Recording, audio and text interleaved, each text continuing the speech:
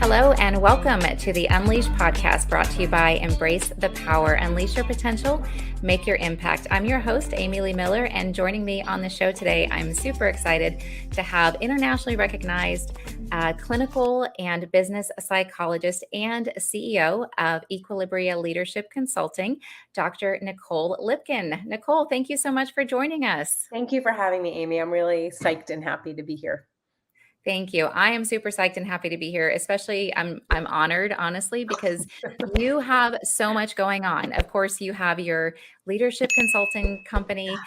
You're a coach, a speaker. You are an author. You are a new mom, and now you have a new startup company dedicated toward emotional and mental wellness for kids. Yes. Hey, kiddo. Yes. So amazing stuff. You must be. I can't imagine how fulfilling your life must be right now. Yeah, I feel really lucky, and I love having my hands in a bunch of different things. It's awesome. I love it. I love that too. And I wasn't going to ask you how you get it all done, because I had the feeling that you're probably like me, like a lot of folks out there, but not everybody's like this. Kind of the more that you have to do, the more you get done. Is that kind of definitely. how you keep going? Yeah, definitely. I think I've always had a lot of interests and have done a lot of things. So I think over time I've practiced being someone that does a lot of things. But I will say there's been times in my life where I've done it well, and there's been times in my life where I've done it really terribly.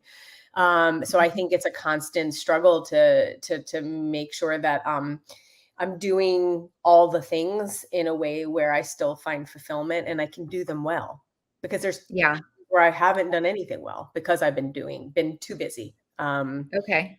Yeah. So is there something specific in there, like maybe a tip or advice that you would have for folks on how you do that, or how you recognize? Is there like a kind of a secret or a piece that, or a fine line not to cross, where you crossing the line from I'm doing a lot of things well versus I'm starting to deplete myself? Or how do you discern then what to do? Yeah. I mean, I think it's a professional and personal derailer, so much so that I talk about it a lot. It's being too busy to win. Right. And it's, I think we all have the emotional, physical, whatever it is for you, signs and symptoms of being too busy to win, which is being overwhelmed and being so stressed that you're not seeing things clearly. And I think we all have, I always talk about this. I always think about it like kind of a shelf, a shelf you go buy at IKEA, and you go get that shelf and you put that shelf up, and it says, don't put more than 50 pounds on your shelf. That's the weight. And you get it up and you start piling all your stuff on that shelf, and you're at 40 pounds and 50 pounds. And you still pile more things on that shelf, and it starts to sag, and you ignore it, and you put more stuff on that shelf, and then it snaps and breaks. And you're like, ugh, such cheap furniture, IKEA. But it said, don't put more than 50 pounds on your shelf. We have the same thing in our brains of a stacking shelf. We have the signs and symptoms, and all of us have our personal signs and symptoms. It might be like waking up chronically agitated and hating everyone around every single day, or like not holding on to anything in your brain, or not being able to get, from one paragraph to the next. Whatever our own personal signs and symptoms are, we have them. It's just, I think a lot of us, including myself, choose to ignore it because we're adults and we power on. And then all of a sudden that shelf snaps, and we're like, I don't know what happened. But that snap is so profound to our own health and mental wellness, but it's also has a profound impact on the people around us. Yeah. because of emotional contagion and how quickly, like, like you've been around people who been really negative or super angry, like all of a sudden you feel like, ugh, or Yeah. being around someone who's depressed, like you start feeling depressed. Like we infect one another. That's what we do. And I won't go into the Hmm. neuroscience around that, but that's emotional contagion. So I really firmly believe we actually have a moral obligation to one another. Just like we do to the environment to, take care of Hmm. nature, we have a moral Yep. obligation to take care of one another and manage ourselves, like not power through, and to Yeah. recognize when it's sagging before it Hmm. snaps and do whatever we have to do to balance it. So for me, I know that if I'm starting to feel agitated, but Hmm. more so than like basic agitation. If my patient, like, if I'm just starting to feel kind of chronically agitated, and if I'm also not able to think straight, those times where you're just overwhelmed, like you can't seem to organize yourself. Those are my Yeah. signs. Those are Hmm. my signs. And that's a sign that I'm not doing anything well. Like I'm not doing my family well. I'm not doing my business as well. I'm not doing Nicole Hmm. well. And you have those critical choices at those moments. I'm not going to say I haven't tried to power through. A lot of times I do power through and it just gets Hmm. worse. Right. But the times where I've actually been like, oh, okay, this is my moment. And I have a choice and an Hmm. obligation. Yep. Yeah. Because it's not I just love about that. anymore. Yeah. Self-awareness, it's so good. I've gotten really much, much better at this too because I'm one of those power through achievers. And then, yeah, you got to pay attention to your emotions, give us clues. So if you're agitated, you want to pay attention to that. So I've gotten much better at listening to myself so that I can give myself what I need. And like you mentioned, kind of having a responsibility or a moral obligation to others, it's never selfish for that reason to take one of the reasons to take time, for ourselves so that we can show up better to those around us. So Totally. yeah. Totally. And sleep, one for a lot of us is sleep hygiene. Hmm. I, you know, When you say that, hygiene, like going to bed at the same time, getting up at the same time kind of thing. yeah, but like our sleep, when we're too busy to win, like for a lot of us, sleep is the thing that starts getting impacted, whether it not be like Hmm. a really restful sleep or whether it be waking up at night or trouble falling asleep or trouble going back to sleep, whatever it might be.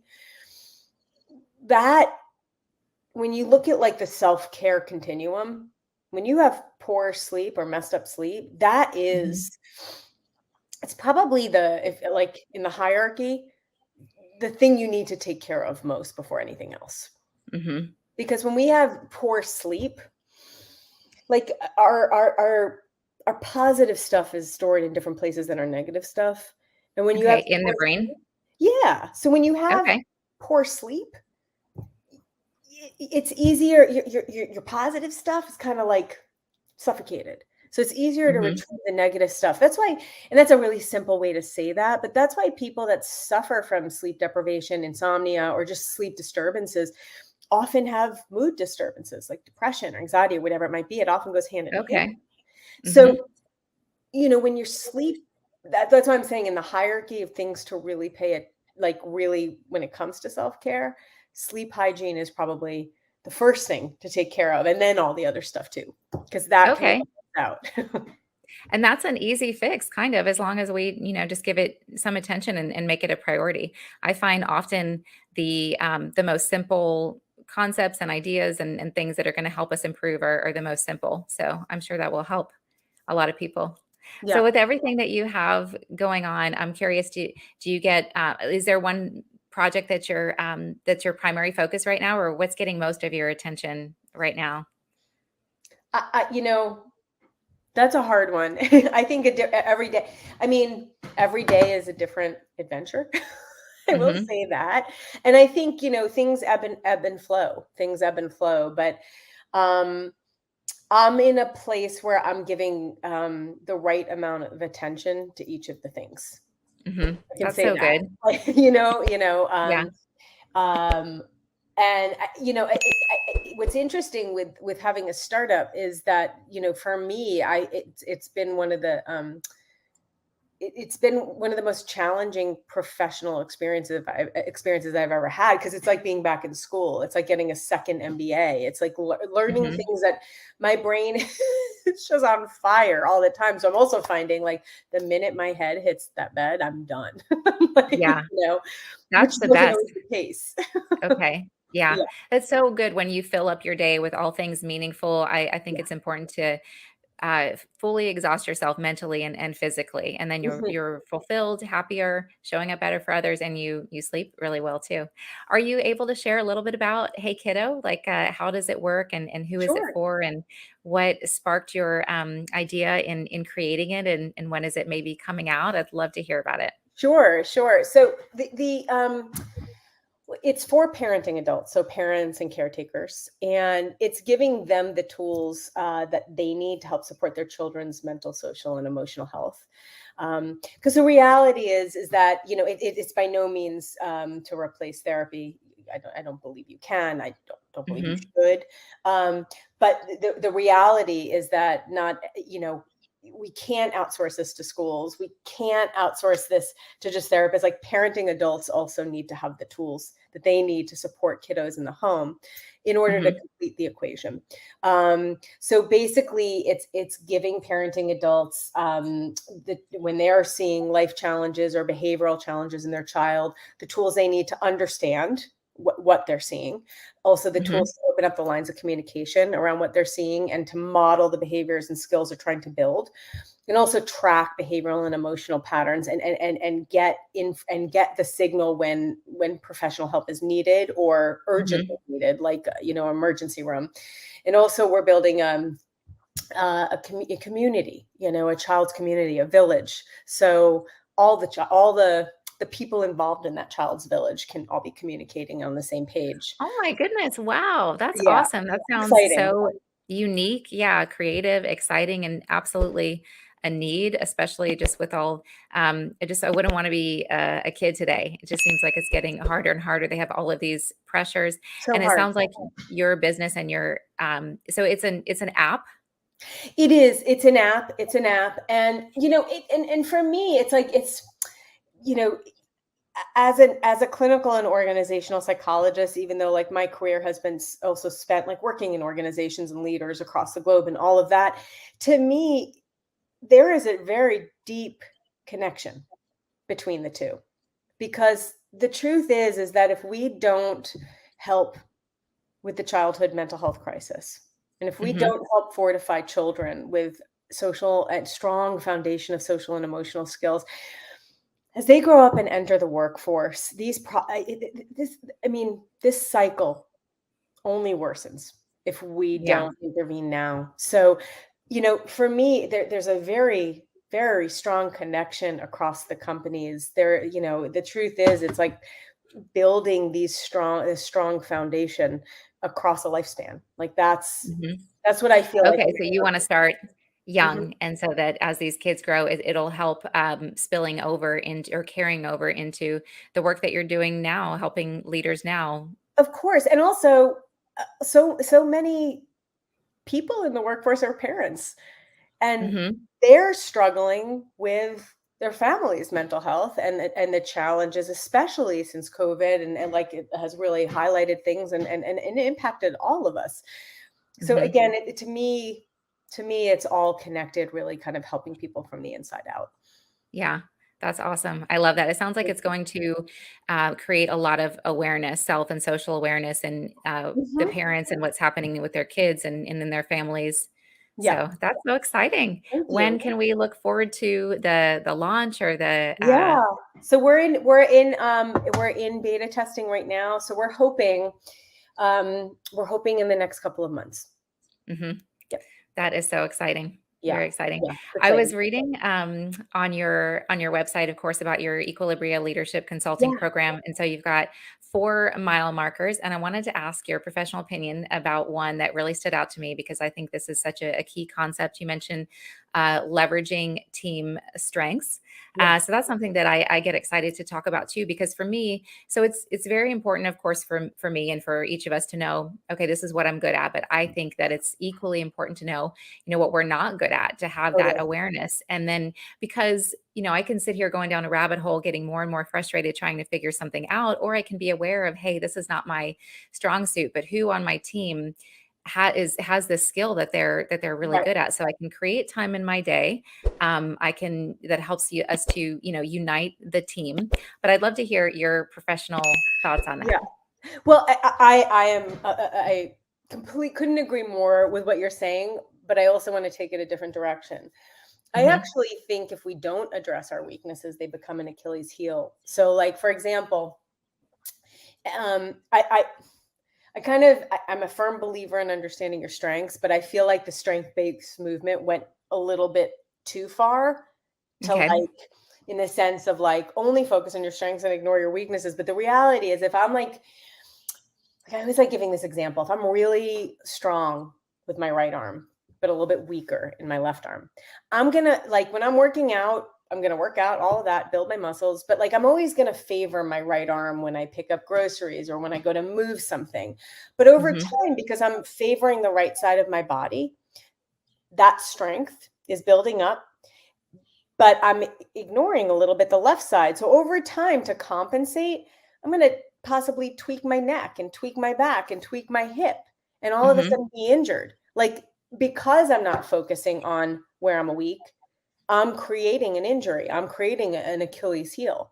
So the Hmm. truth is, it's like, you know, again, focusing in on strengths so important, knowing your strengths so important, but I also think being aware and working on your weaknesses is so important because, like, for example, I am a really highly empathetic person and compassionate Hmm. person. I'm also extremely impatient. Do We're you exactly the think, same in that regard. yeah, but do you think when I'm impatient with people, they're being like, oh, but she's so empathetic and compassionate? No, they're being like, oh my God, she's being a total jerk. So our weaknesses, so I have again an obligation to myself and to the people around me, not to be like, oh, I'm just going to focus on my empathy and compassion because I'm strong there. I have an obligation as a leader, as a Hmm. human being, as a person to also work on my impatience. And you can work on your weaknesses. Like again, I wouldn't be in this field if Hmm. like we're evolving till the day we die. I wouldn't be in this field if we weren't. Right.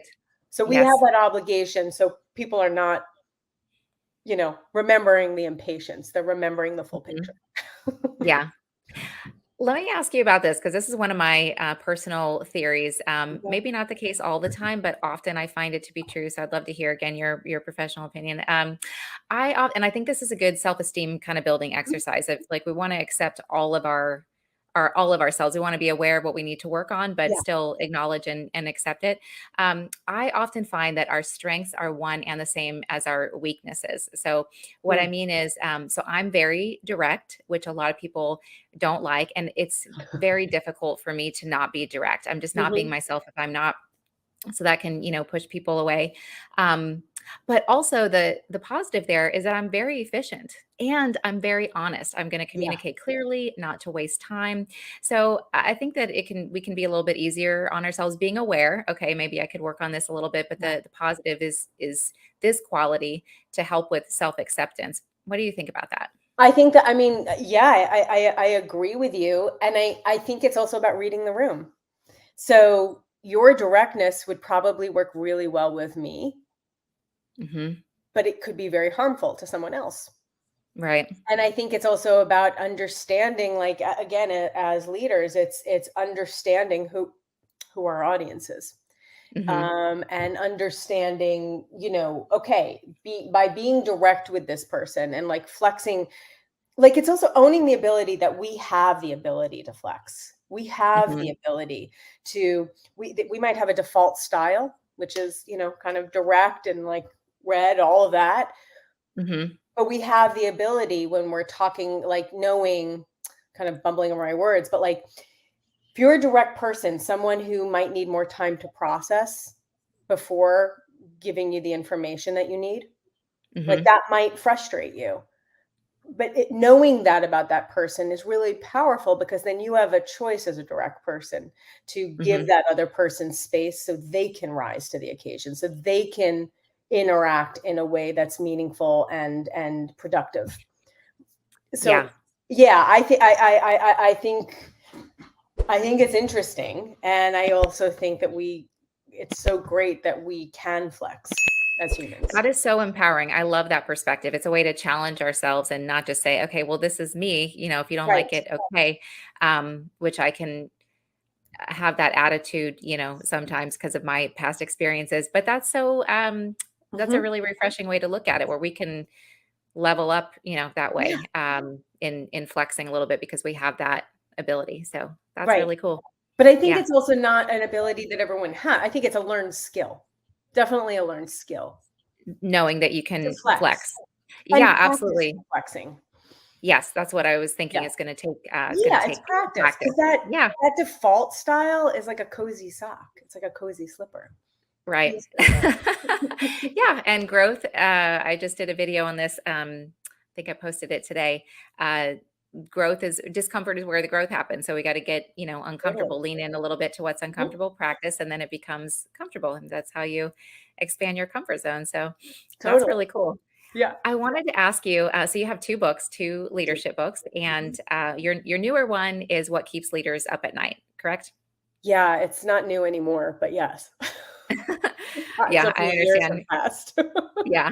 I wanna ask you a little bit about it, but if you, or so I love words, and it's Yeah, beautiful writing. Just I'm gonna get the book. I haven't read it yet, but a couple of the chapter titles really stood out to me, so I just wanted to share that with you. sure. Thank you. Um, yeah, absolutely. Why can ambition sabotage success? Um, Amazing. Ambition is such a Oh, I just had a thought. I just have a maybe I can guess.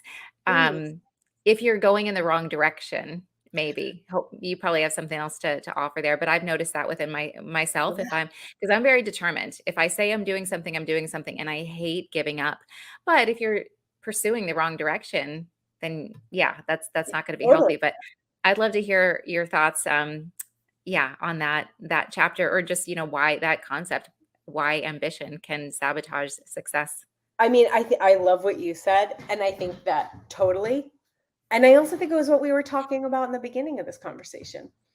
It's like highly ambitious people, like highly driven people. It's just like, Mhm. you know, and again, success is such a personal thing. There's no one Right. definition to it. It's such a personal thing.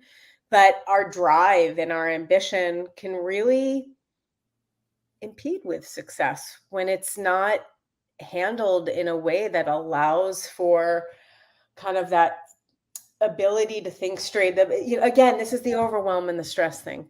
Mhm. This is the like kind of over indexing on one side of your life, Mhm. and at the expense of other sides. Like Mhm. and it's a constant struggle, right? It's a constant challenge. I have never met someone that does it excellently all the time. Mhm. you know? So I think ambition is such a personal thing, success is such a personal thing. And Mhm. our ability to ambition, I don't know how to say this. Ambition has to live within the context of your life and the phases of your life. What you Uh-huh. were at 20 might look very different at 40. Yeah. And Yeah, these, that makes a right, lot of and sense. Mhm. for all of us, I think we all had a real big awakening during COVID, like globally. Mhm. And actually, it's interesting. The psychological community coined a diagnosis for all of us: pandemic trauma, and stress experience. Because Oh, wow. yeah, Okay. because all of us had a stress experience, and all of us Mhm. had, like, again, we none of us went through a pandemic before, so Yeah. we all had a reaction to it that kind of changes who you are. Like like the life is different, and we all Mhm. collectively went through grief, whether we lost someone or not. We of what life used to be, we all went through constant ambiguity and change. We all went through dealing with other people's stuff. Like all of this stuff, one thing can take the human brain down, but we all collectively were dealing with all of Mhm. this. So Right. the reason why I'm mentioning that is because an event like that, a period of time like that, changes us. So that means who we are, our ambition, our definition of success evolves, it changes. Mhm. Mhm. And so I think when we keep on striving for the things that we thought were what success we thought we were aiming for without like constantly being aware of our own evolution, we missed the ball on that. Mhm. I don't know if I was just babbling a little bit because I think I No, was. that makes a lot of sense, and I love what you said about success because success is so, subjective. Mhm. If we are doing something that, maybe we're doing really well in our profession, other people think well, by other people's standards, or, Mhm. achieving the goals that are set for us, but if we don't love what we're doing, we're not gonna feel successful. Or maybe we do love what we're doing, but there's another area in life that's lacking. We're not gonna Sure. feel like we're where we wanna be, so Sure. Or maybe you've defined success by a certain amount of money, but you're absolutely miserable in your life. Is that really Mhm. success? So Exactly. Yeah. it's just it's our own definition of it, but it's our own changing definition of it. And within that Mhm. context, ambition has to evolve too, and sometimes it doesn't. Okay. So what happens when it doesn't? I think that's where we feel that shelf sagging, and that's where we Mhm. feel that disruption in our lives, or that's where we feel those imbalances, or that, you know, the lack of happiness in certain areas of our lives. But Mhm. I think it takes deep personal insight into and kind of and deep reflection Yeah. into how you're evolving. It's hard to evolve. It's hard to grow up. It's hard to Absolutely. age Yeah. and like look at the different chapters of your life and how your values have changed and how you have changed. Mhm. It's hard. Yep. Just being a parent now, like I look at my values are completely the way I approach work, the way I approach success, the way I approach my life is completely different post child than Wow. pre child. Okay. And it's completely different from 20 to 30 to 40. Like it's Mhm. if I actually sit and reflect, I can see these different evolutions. But I think it's Mhm. hard to give us ourselves space to reflect. And Yeah. that's so necessary. It absolutely is so necessary, especially with growth. Introspection is that's how I have healed a lot of my tough stuff. I had pretty serious depression. I was always Yeah. functioning, but just this underlying emotion and state of unhappiness for most of my life. And then when I was younger, up until my 20s, I struggled with really severe anxiety. And of course, Mhm. I'm what I call a seeker. I'm looking for the solution. I'm trying. I'm setting my mind to it. I know I'm going to Yeah. do it. But so looking for resources, but how I did it was looking within, getting curious Yeah. about, why am I feeling this way? And then why this and why that? Yeah. So introspection, a lot of people will shy away from it, but then they don't, have the growth. It's so powerful and it's So powerful. empowering. It's hard to take responsibility for looking at ourselves and saying, okay, it's my choices that got me here, or and my choices can Right. take me out of this. So yeah, Right. super That's why important. and that's why executive coaching, therapy, all of these things can be so powerful and so effective for the bot like for a baseline reason, it provides the space, Ah, you okay. know? Yeah. I mean, Mhm. there's so many other again, it's valuable in so many other ways, but like Yeah. it's carving out that space and time to like get it out of here and just Mhm. reflect, do the Mhm. work. Yeah, and bring some awareness to it. Mhm. That's refreshing how you put that, so maybe that will because that sounds kind of less daunting. It's just Yes. starting by creating, space for Yes. your challenges and working on yourself so that you can overcome them. I'm always passionate and curious to know what drives somebody to go in the direction that they're going. So you are driven for a long time now to help others Yeah. in this really impactful way. And, sometimes it's from our direction gets sparked from a challenging or significant experience. I'm just wondering what drove you, what kind of point, if there was a specific experience or maybe challenge that pushed you in your current direction where now you have the ability to make all of the impact that you're making. I mean, it's hard for me to I think I've always been a very like I think this was part of my temperament as a child, like to just do a lot and to be driven. Hmm. But I think uh, an extremely pivotal moment was losing my parents and all of a sudden being an orphan and like out of nowhere. And Wow. And again, it wasn't like both of them at the same time. My dad passed when I was 12, my mom when I was 19, but it was a Oh my very goodness. I Young. again, I had amazing parents. I had incredible parents. I wouldn't trade it for anything. Mhm. But it was a very pivotal moment in my life, and I feel like I shut myself down a little bit to grow up. Like, I had to grow up. Like, I don't think I really started grieving that loss until I was about 25 and in graduate school, Wow. like, Oh in my getting my goodness. doctorate in psychology and, like, actually had to face stuff. Like, I had to grow myself up. And, Mhm. so I think one of the ways that, you know, my drive went into overdrive at that point. Mhm. Whether it be as a coping mechanism or whether it be as distraction, I don't know what it was. But through that, it was like kind of like I don't the best way to describe it was like kind of swimming through the muck to like Mhm. come up and find what I'm really good at and where I can contribute the most in this world and what Wow. means the most. So I think that was the gift from that loss. Yeah. But having the foundation, like again, like as I mentioned in the beginning, I had parents that were very open and communicative, and like I could talk about anything and help me build a foundation, a very strong Mhm. social and emotional foundation where I could like swim through that muck and know that it was going to be okay. Yeah. So I think that was a pivotal moment um, that kind of escalated the drive. But I don't think it took me years to Mhm. to to make the put the drive at a level that is sustainable. Mhm. Like that level that I was at wouldn't be sustainable for decades. Oh, wow. So you were not necessarily more driven, but you were in that overdrive. I was in hyperdrive. Like, yeah, I did 3 graduate degrees at the same time. Yeah, I was looking Yeah, at your bio. I didn't know they were all at the same time, they were but all at the same wow, time. impressive. It's not it's crazy. Like, it's not like Okay. that's what I'm talking, there was a hyperdrive. Again, to Yeah. me, it made logical sense to do it because it was Mhm. offered and, like, why not? And I had interests, I had many interests, I've always had many interests.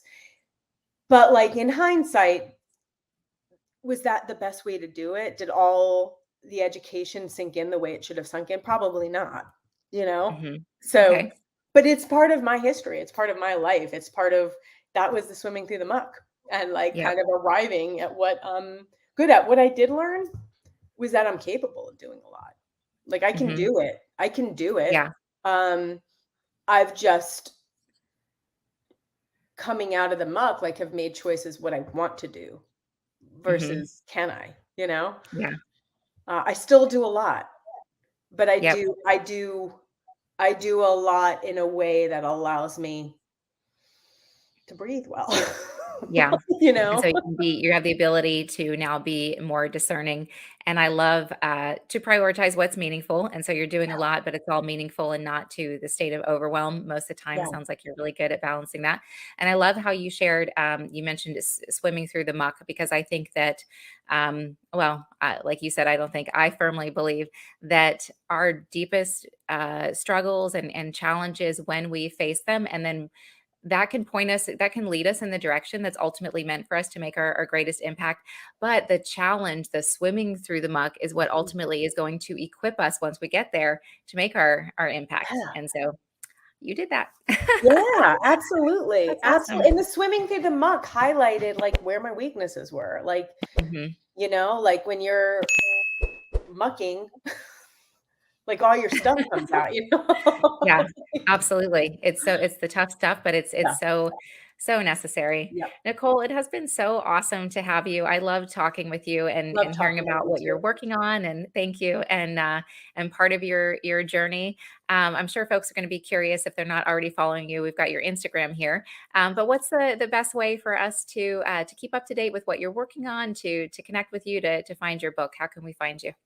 Absolutely. Well, thank you so much for having me. This has been wonderful. So, website I think you have up there was Equilibrium Leadership and Yeah. also hey-kiddo.com. Hmm. And LinkedIn is a great way. to get in touch, which is Dr. Okay, awesome. All my social handles are Dr. Nicole Lipkin. Dr. Um, Nicole Lipkin. yes, Okay, yeah. So thank you wonderful. so much. This has been a Absolutely. wonderful Yes. conversation. Hopefully you will come back and share again, maybe after you get your app launched and have Yes, a little I'd bit love of to. time. And thank you also to our listeners. Really appreciate you being here. If you are interested in more motivational content, you're welcome to check out Nicole's book, of course. And you can check out my book, Where's My Mustard? How to Let Go, Attract, and Achieve a Quest to Self-Empowerment. That's available on Amazon. And definitely check out Vince Bugs and Mike G's podcast coming up on Embrace the Power for more inspirational content.